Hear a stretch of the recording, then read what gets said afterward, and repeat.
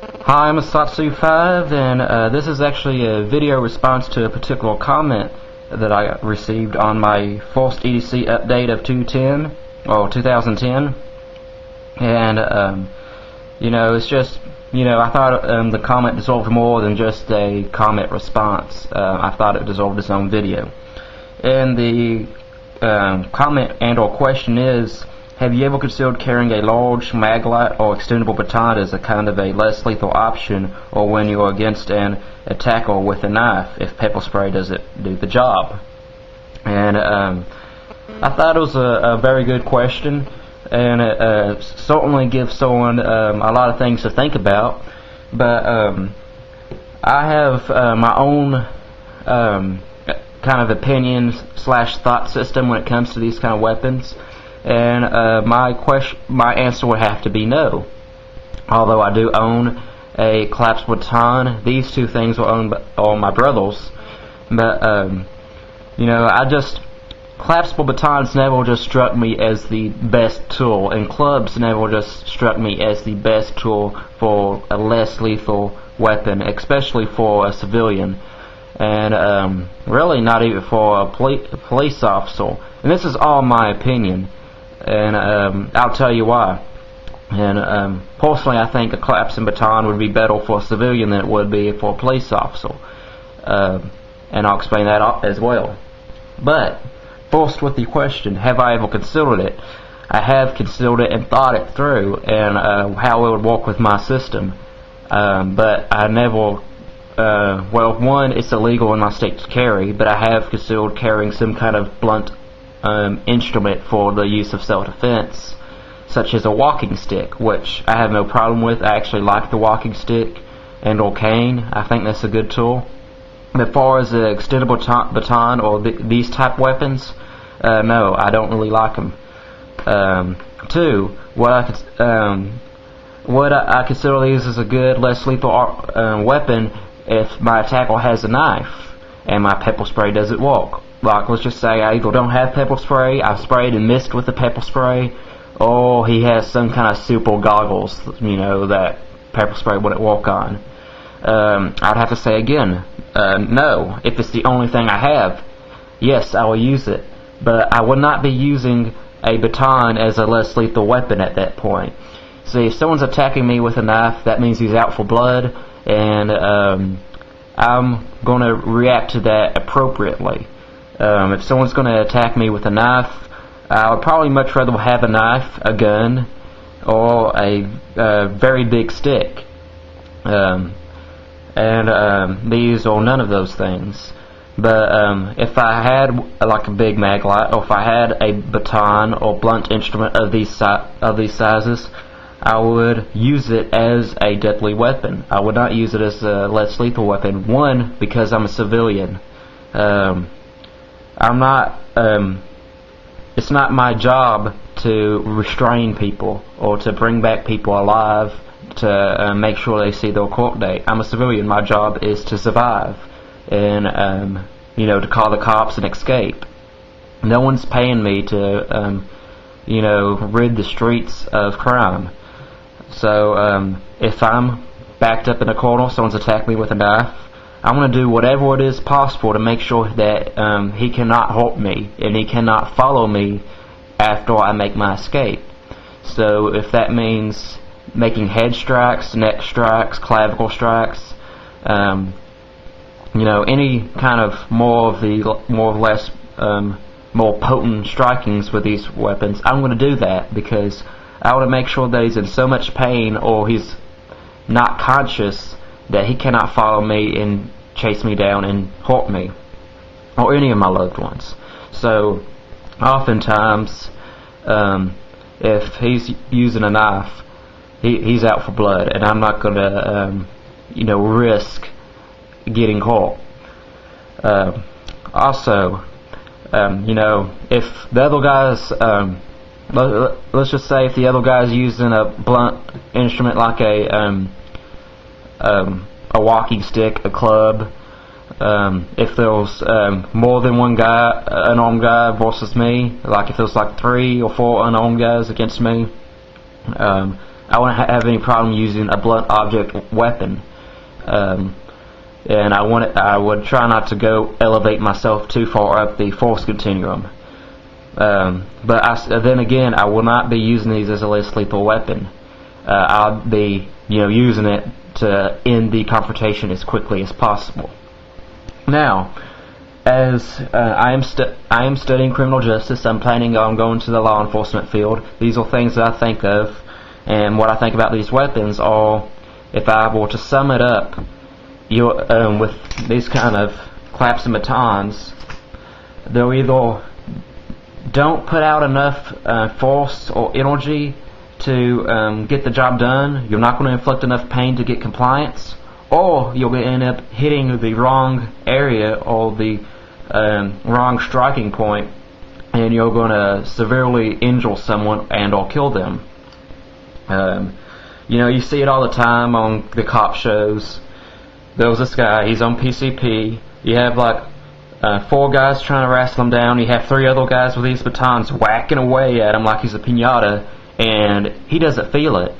And me, my brother, and my friends, we can kind of relate to that, because when we're sparring with those rubber knives, albeit they're rubber, when we're sparring without the sparring gear, before we got the padding, we went the whole night sparring, didn't feel a thing. You wake up the next morning and you're bruised. You have all these bruises on you. You're just aching, and you never felt that during the actual confrontation. In fact, when I cut my finger, off, I did not feel. It wasn't like, oh man, my finger is off. It's really painful. It wasn't like that. After I cut my finger, I wasn't. I just wrapped it up in my short, and I was holding it like this. I walked inside. I looked at my stepfather, and I said, I think I need to go to the hospital. I think I need stitches. Because, at that time, it still was hanging on by some skin, and I was holding it like this, so it had the appearance of not being partially amputated. I just thought it was a gash right there. Turned out being a lot worse than it actually was. But I wasn't feeling it at the time. The adrenaline was up. And even adrenaline can affect how you perceive pain. So, these, to me, they're not the most reliable weapon for less lethal applications. And we use the term less lethal because they are exactly less lethal. If you use them the right way, you're not going to hurt anybody. If you use them the wrong way, you can kill someone. So they're not lethal, they're just less lethal. But to me, they're not the optimum less lethal weapon. To me, that's pepper spray or one of them stun gun or tasers that they shoot out. But that I do not think is a good weapon for beating someone to get compliance. I don't think you're going to get it, and that's one of the reasons why I don't consider carrying this outside of the legality reasons. And I just mostly got this to show you a couple of reasons. You can buy a stouter baton, and this one is a lot stouter. It's not going to bend as much, and but although it is extremely uncomfortable to hold and hit people with, it has these scars on it. This is an unrealistic weapon, as far as it's just cheaply made, but it's just kind of cool. But still, you have a stouter weapon, you're more likely to break bones, you're more likely to cause unwanted damage, and there's just that risk of using it and getting an unwanted result as far as death or severe injury if you're a police officer. Now, if I was a civilian, I was being attacked, I was in great fear of my life, I'm not going to, like I said, I'm not going to use this as a less lethal weapon. I'm just going to use it as a weapon, period. Anything's better than fingernails. Now, the question already included the Maglite. This is a old and trusted friend of many people, not me, but by the way, this don't have batteries in it. Does it work? It's just got this for the sake of the video. But many people say, wow, you can just get this extra large Maglite, hold it like this, you go around, you're searching, and then when you see something that attacks you, you just go BAM! Smack them. And many people believe the fact that, you know, this is how police officers carry their old flashlights. They look around, someone comes up, attacks them, bam, they smack them, which is not really a good thing at all. There's been quite a few police officers who did that. You know, they held their mag light like this. And think about when you're holding a flashlight.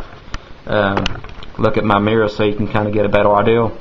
You're holding it like this because you're searching it. You're either holding it at head level or at your shoulder like this because you're looking around. You're searching for whether it be you lost something outside, you're walking your dog, or you're in a tactical situation.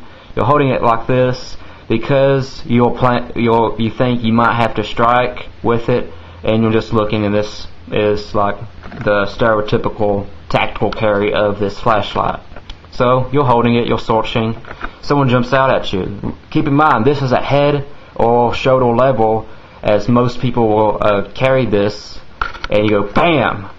Look where this is going. Right in the face, right in the nose, right in the orbital or the eye socket.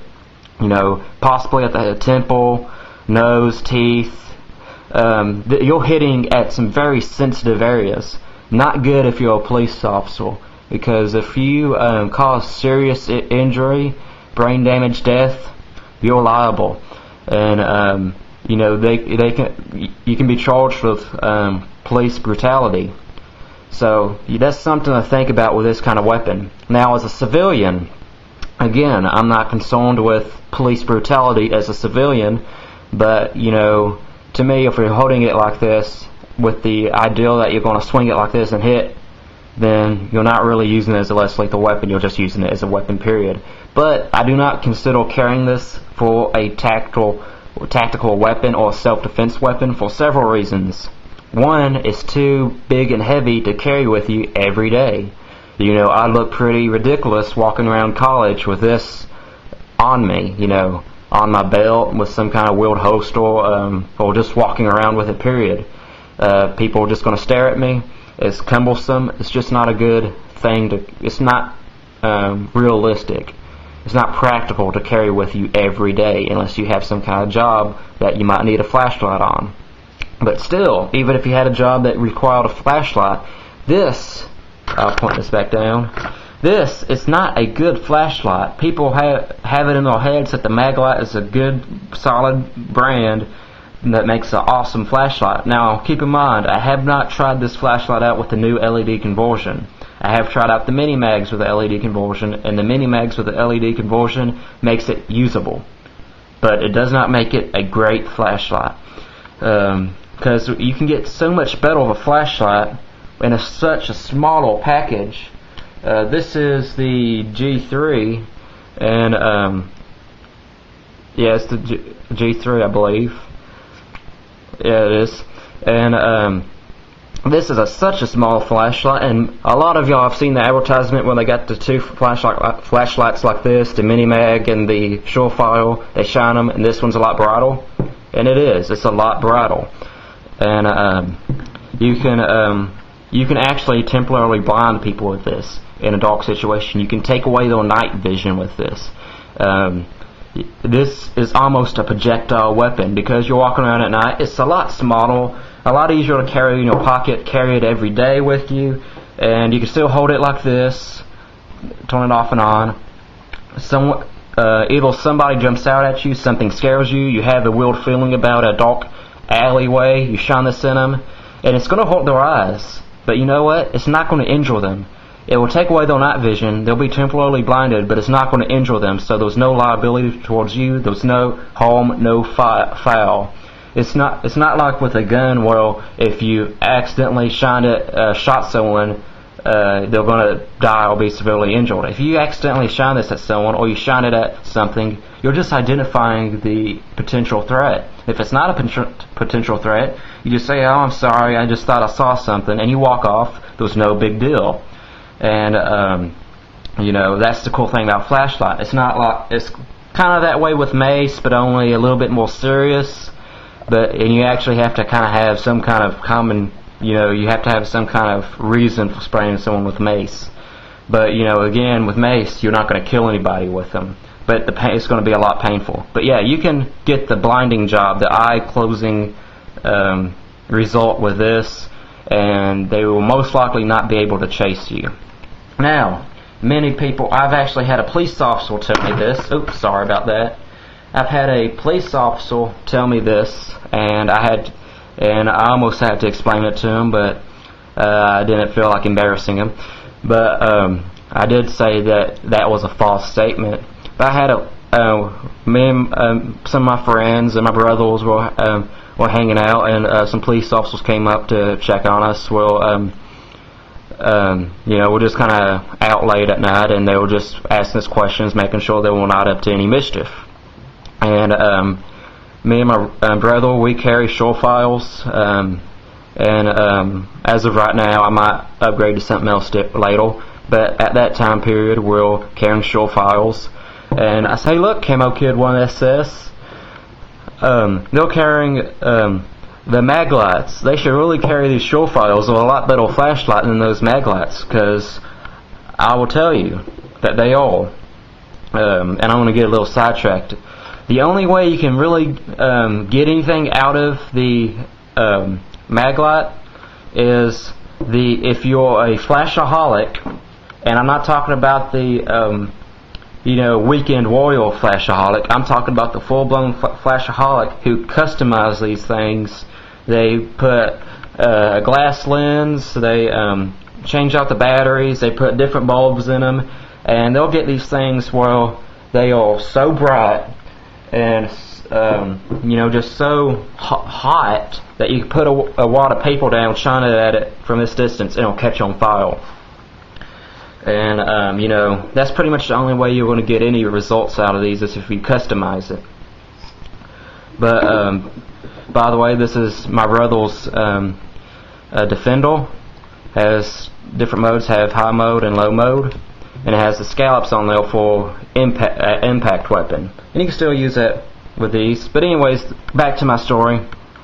I'll put these right here.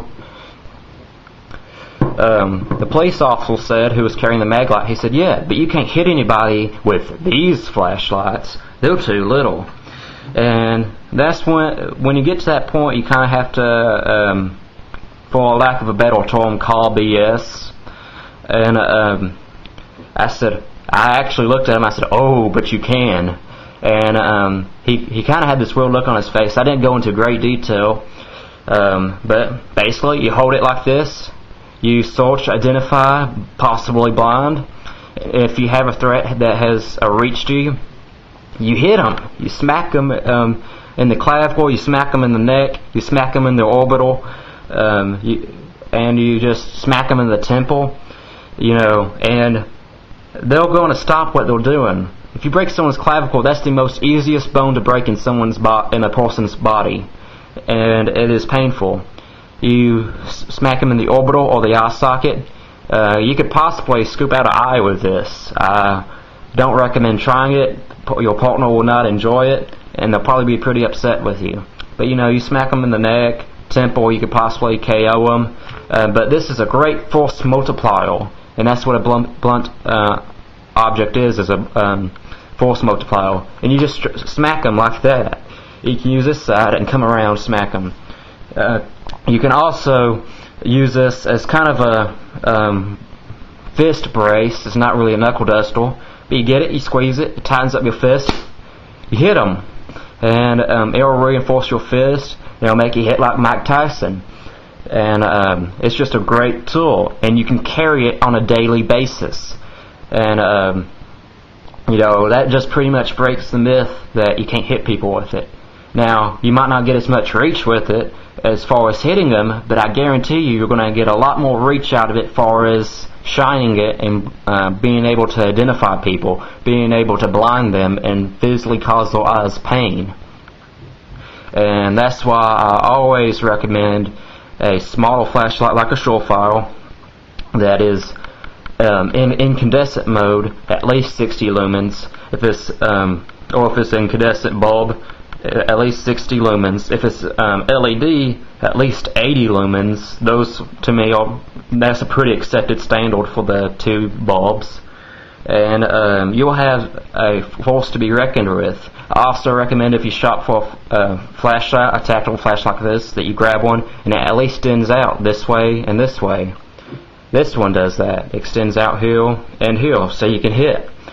Now, just to put some things in perspective, go back into my early videos, into the break brick videos where I'm breaking concrete bricks. Well, actually one at a time, but I have about at least 2 videos of me breaking a concrete brick, my brother breaking concrete bricks, and you see I'm using the hammer fist technique to break those concrete bricks, and that is without an assisted hand. It's without my hand being reinforced.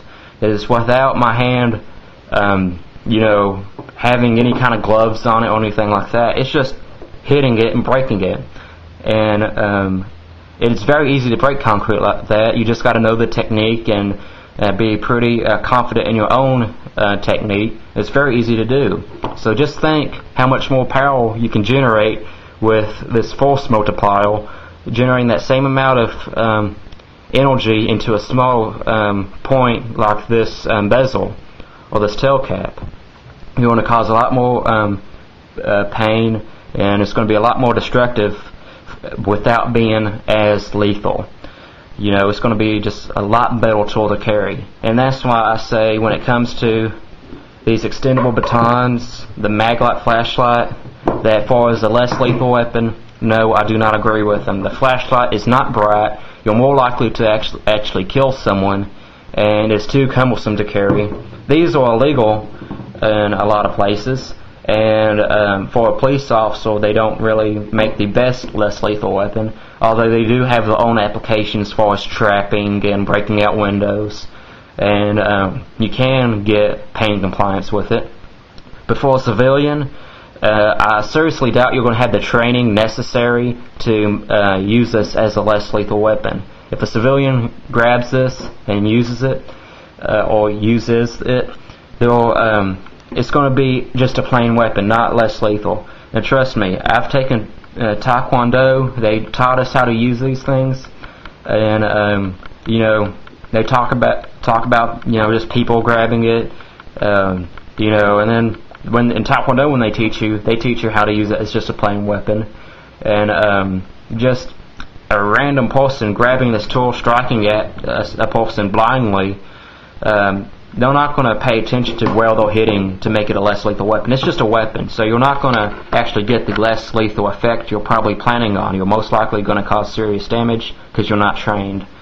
And that's my feelings on these impact weapons. Small flashlights, impact weapons, use them as a Kubotan or Yora or pocket stick.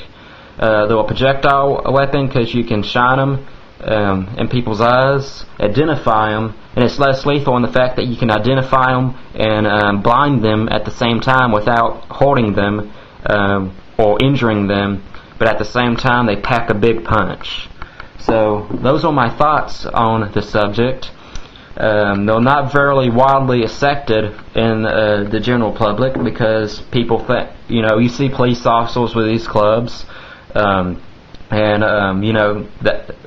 we must feel that they're a great less lethal weapon if police officers carry them.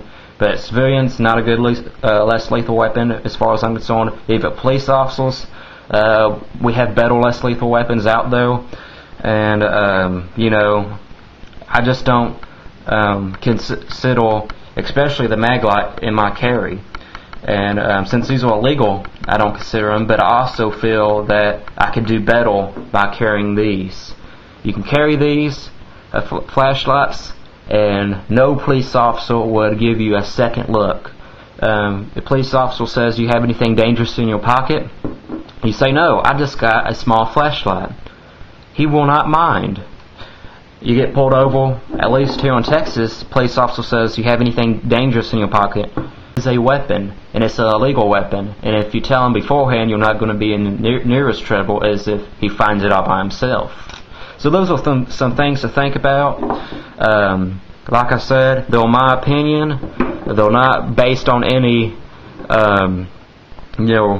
research outside of my own. I do not read this from any a martial arts book. I did not get these ideas from any popular media. It's just my own research and my own personal beliefs.